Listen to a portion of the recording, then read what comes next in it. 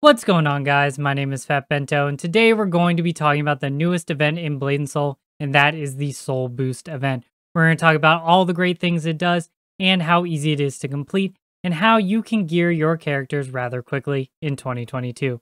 Let's jump right into it.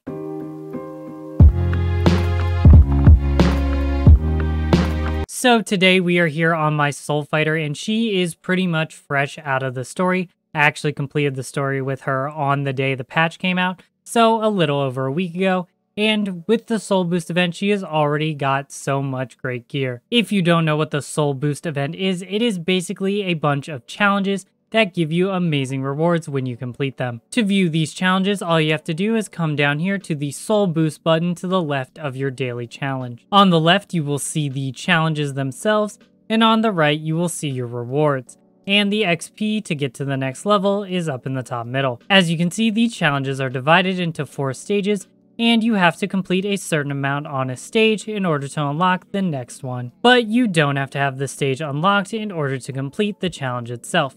As you can see, stage 2 is locked here for me, but I have completed this 1 of 1 progress for this challenge.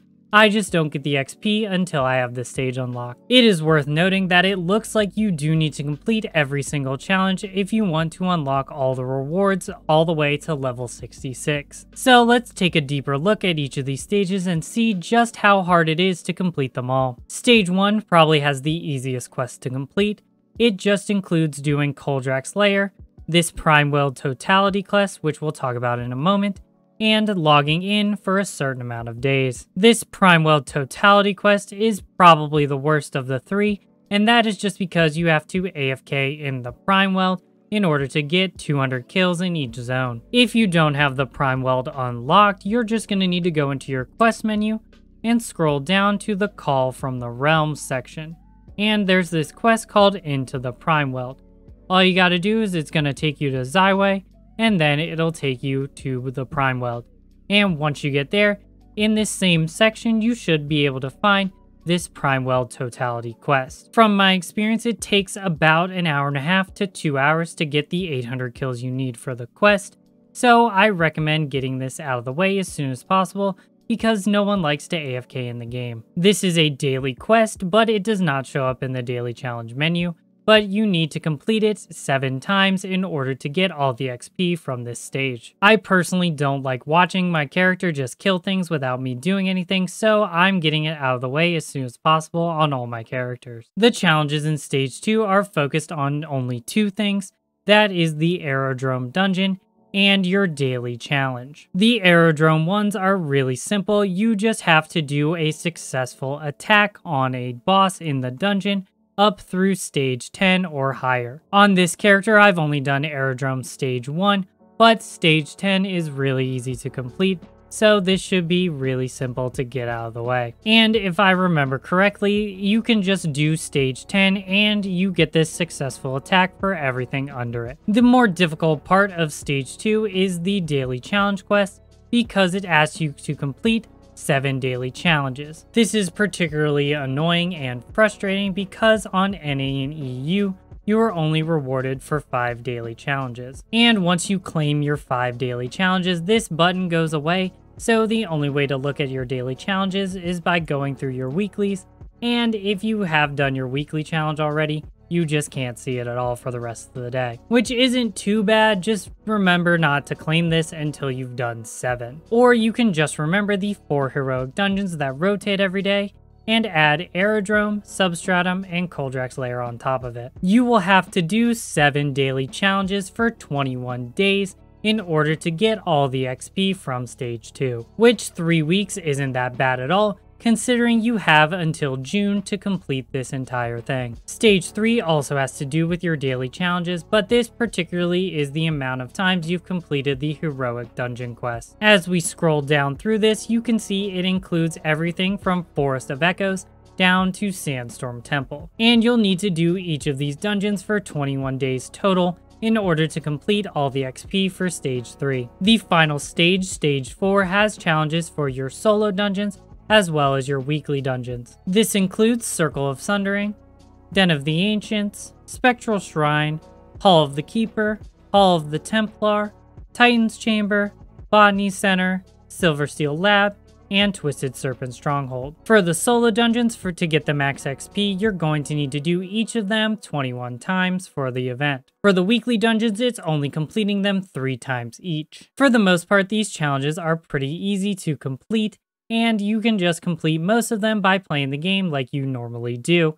The only real thing that you need to be careful of is to do 7 daily challenges instead of only 5, as well as holding off on particularly Spectral Shrine and Twisted Serpent Stronghold until you are a bit further in your levels, so you have the gear in order to do them. Speaking of rewards, this is the list of all the things that you're going to get if you get to level 66 of the Soul Boost. The highlights of these rewards include a Silver Steel weapon at stage 6 and +3 as well, your Silver Steel ring and earring at stage 10, your agitator accessories, as well as a full upgrade on one stage of your soul, pet, heart, and talisman. And in addition to that, you get a full set of pentagonal gems, as well as garnets, obsidians, and a bunch of pet gems as well. One final quality of life thing the event gives, it gives you all the items you need to unlock 50,000 stamina, as well as unlock most of the skill points that you will use to distribute into your skills in your K menu. So overall, the Soul Boost is a fantastic event, and really it is not that difficult to complete. Before we wrap this video up, I'm going to tell you my strategy going into this event and how I will be able to complete all of these on all 7 of my characters. So like I said, I am trying to get the Primeweld Totality quest out of the way as soon as possible. And I'm doing this by focusing on one character at a time because I don't like to AFK for more than like 2 hours a day. And I'm doing Coldrax on every single character every time it is available. And generally I can get about 2 or 3 characters done in the 10-minute window that you have for Coldrax. So I have to be online when Coldrax is online 3 times a day, which I am fortunately able to do almost every day, so I can get Coldrax done on every character in about a week. As for the daily quests, I tend to stick to the 4 heroic dungeons, plus Coldrax Lair, so that's 5, and then I do Aerodrome and Substratum because I need to level them on pretty much every single one of my characters other than my main. And once I get to stage 10, I can just do it once for every character and be done with that section of the challenges. As for stage 3, I generally do Thornwind Cavern through Sandstorm Temple every day on 1 or 2 characters, as well as the additional daily that is either Heaven's Mandate or Cold Storage. And if I need to, I will do Forest of Echoes. And for stage 4, I just do the solo dungeon that is in the rotation for the daily challenge. So today that would be Den of the Ancients. And so far, I've just been doing my weeklies when I usually do them on all my characters, so nothing new there. And just by doing this on my main, I am at level 32 already in about a week and a half. So once my main is done with pretty much everything in stage 2 and 3, I am going to focus on my alts in order to get those done in a timely manner as well. In doing this, I believe I will get all of my characters all the way through the Soul Boost by June. But that also depends on how much time I lose to playing Lost Ark, which I will be playing in February, and I might make a video if you guys are interested in that. Please leave a comment down below. I know that's kind of random and off topic, but I am going to be playing it, so if you want to see me do some content on it, let me know in the comments below. But that's going to be it for this video. Thank you so much for watching. I really appreciate it. If you enjoyed the video, please leave a like. And if you have any questions or comments, leave them down below and I'll try to get back to you as soon as possible. And if you enjoy my content or other Blade and Soul content, please consider subscribing as it would really make my day. But that's all from me. I've been Fat Bento and I'll see you in the next one. Peace.